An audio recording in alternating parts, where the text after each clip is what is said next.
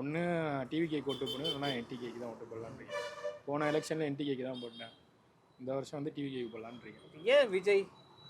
புதுசாக ஒரு ஆள் வராங்க, வர வச்சு பார்ப்போம். ஒழுங்காக பண்ணலன்னா நெக்ஸ்ட் வேற ஆளுக்கு போட்டுருவோம், அவ்வளோதான். காரைக்குடி பொறுத்த வரைக்கும் இப்ப போட்டி பலமா இருக்குன்றாங்க. காரைக்குடி போட்டி பலமாக தான் இருக்குது. ஏன்னா இப்போ வந்து டாக்டர் பிரபு நல்லா பண்ணிட்டு இருக்காரு. இப்போ பார்த்தா சீமான் அவங்க உள்ளே வந்துட்டாங்க. காரைக்குடியில் தான் நிற்கிறதா வந்துருச்சு நியூஸ்.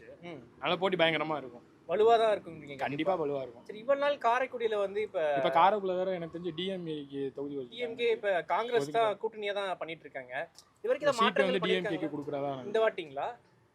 இந்த இவ்வளவு நாள் ஆண்டு இருக்காங்க, ஏதாவது மாற்றங்கள் காரைக்குடி இம்ப்ரூவ் ஆயிருக்கா? இந்த மாதிரி ஏதாவது மாற்றங்கள் வந்திருக்குங்களா? நான் பார்த்த வர அப்படியே தான் இருக்கு.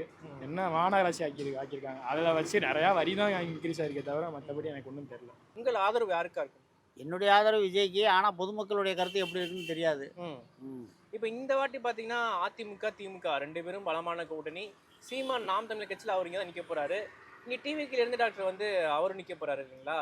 ஸோ கண்டிப்பாக ஜெயிக்கிறதுக்கான வாய்ப்பு அதிகமாக இருக்குங்களா? கண்டிப்பான நான் சொல்ல முடியாது. பொதுமக்கள் எப்படி ஓட்டு போடுறாங்களோ அதை பொறுத்து தான். டிவிக்கே எல்லா பக்கமும் பிரபலியமாக பண்ணிக்கிட்டு இருக்காங்க. ஏடிஎம்கே பலமான கட்சி, திமுகவும் பலமான கட்சி. இதை யாருன்னு கரெக்டாக நிர்ணயம் பண்ண முடியாது.